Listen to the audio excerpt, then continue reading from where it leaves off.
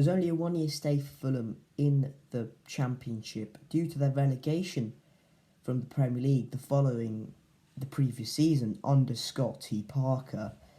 They finished the 2020-2021 Premier League season with a measly 28 points from 38 games. Way too far from Burnley, who finished 17th as well. And a lot of problems for Fulham came from the genuine abundance of loan players within their squad.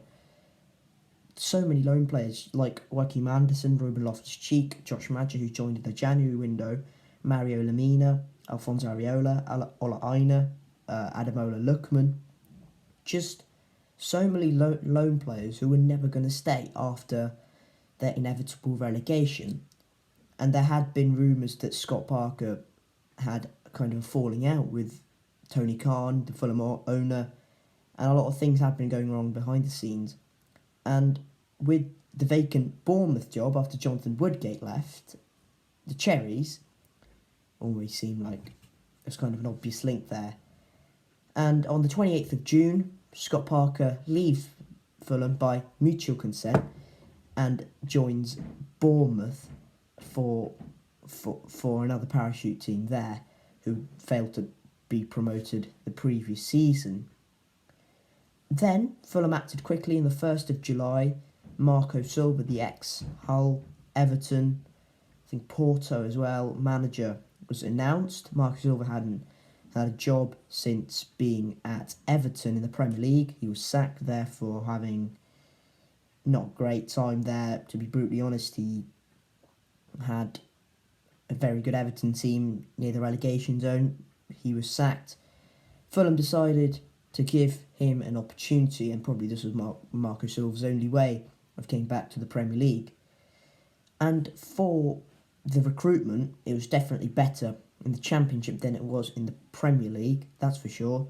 Harry Wilson was brought in, that was probably the big name signing.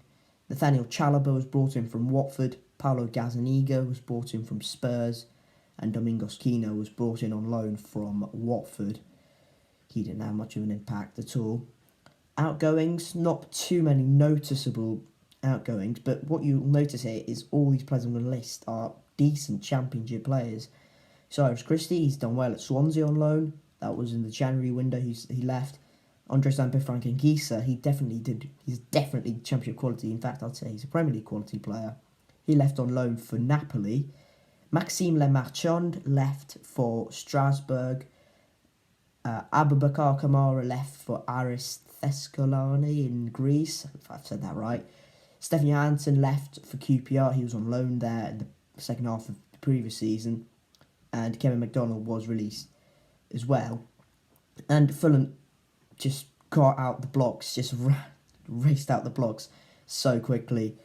They won the first four of their first 5 games, and they just looked like they were an unstoppable machine at that point. Opening day draw to Borough did raise a few concerns, but overall it was just a very good start. They scored 5 away at Huddersfield. They scored 2 against Hull and looked incredibly comfortable. Overall, it was a very, very good start. But then it was just a 1 win in 4, including losses to Reading, Blackpool away, and draw Bristol City, which meant Fulham were in the playoffs, not quite in the promotion race, but automatic promotion race, that is. But they will probably catch up sooner rather than later. And at this point, Bournemouth were having their peak. They were unbeaten, and they were really pushing for automatic promotion at that point. And then it was 1 defeat in 13 games. 1 defeat in 13 games. That had Fulham second, probably even first at points, and they overtook Bournemouth quite comfortably after that. But then it was another meandering run for Fulham. They went 5 without a win, 4 draws in that run. But at this point, you're seeing that Fulham are scoring goals. They're scoring lots of goals. They scored 7 away at Blackburn, and they're going to score more. I'll tell you about it. I'll tell you all about it. They went 5 without a win. They drew 4 in that run. 0-0 draw against Derby, 1-1 draw against Preston, 1-1 draw away Luton. So overall, bit meh, but they created a gap which was so big it was rather impossible to catch them already, and there was little to no doubt they'll probably win the league. And well, they showed the Championship what they can do, and especially three teams what they can do. They scored 7 away at Reading, 7-0. That's twice the season they've won 7-0 away from home. They scored 7 away at Reading. They scored 6 against Bristol City at home. They scored 6 against Birmingham at home as well. 19 goals in 3 consecutive games. And if you want to add the Stoke game, the game after that, they'd have scored 22 goals in 4 games. Absolutely ridiculous.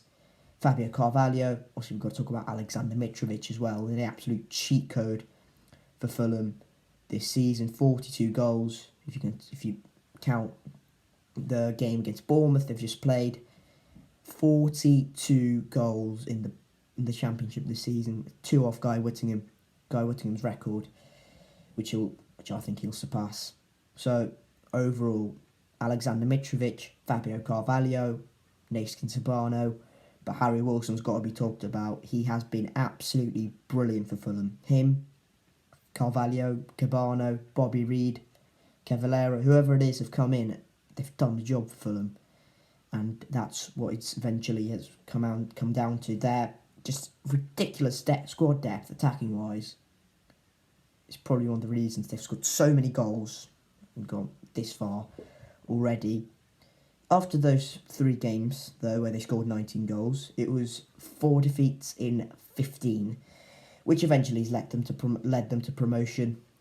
They lost at home to Huddersfield. They lost away to Derby, where they went 1-0 up, and that looked like it was the promotion party for Fulham. Not quite, but it was close enough. They lost at home to Coventry 3-1. Coventry are kind of their kryptonite, aren't they? 4-1 away defeat to Coventry at the CBS. A 3-1 defeat at the Cottage. Kind of their kryptonite, but it's not many things affecting Fulham this season. But at that point, it was almost promotion sealed. It was almost title sealed because Bournemouth have had a bit of a slip, and Nottingham Forest were catching up there, and it just seemed like Fulham were just way too good for this league. What did we tell you? What did I tell you? What did I tell you? Fulham were going to finish 4th? Yeah, sure, absolutely, yeah. Mitrovic, doesn't matter. He is ridiculous. Marco Silva's done a very good job at just galvanising these players who looked so disinterested and so broken in the Premier League. He's done really well to galvanise this group, scored that many goals, and get Fulham to the title, pretty much, already. Promotion back to the Premier League was sealed after a 3-0 win over Preston North End last weekend. And really, it had been coming for weeks, really. Basically, after that 4-0 win away at Forest, they looked a machine. Forest were really good at that point, and they just looked a machine. Fulham looked an absolute machine. They were just way too good for so many of the teams in this league, and eventually that's what it's come down to. Squad depth, attacking style. Basically, Marco Silva, what he's done is he's understood that Fulham don't have so many good attacking players. Just put them all on the pitch, and he's made the fullbacks really attacking. He's put the centre back to the halfway line. Just told them to go gun ho. It's worked, and Fulham have really done well in terms of goal scoring attributes this season. They've scored 99 goals. Yes, 99 goals. Alexander Mitrovic has 41 of them. It's ridiculous, isn't it? Harry Wilson's got to be talked about as well. He scored 16 as well. But a lot of credit has to go to Fabio Carvalho, and he could have been distracted easily after that Liverpool links in the January window, but he hasn't taken the foot off the pedal. Fulham haven't taken the foot off the pedal. They've been ridiculously good, and they'll be surely challenging in the Premier League next season. What are your thoughts on Fulham's promotion back to the promised land, that is the Premier League? Let me know down in the comment section below. If you have enjoyed this, Fulham fans or any other fans, please hit the like on the video if you haven't already. Subscribe to the Sean channel for more season reviews, hopefully, I think. And just mainly Bruce City content as well. Thank you guys very much for watching. Hope you've enjoyed this video, and I will catch you all later. Cheers.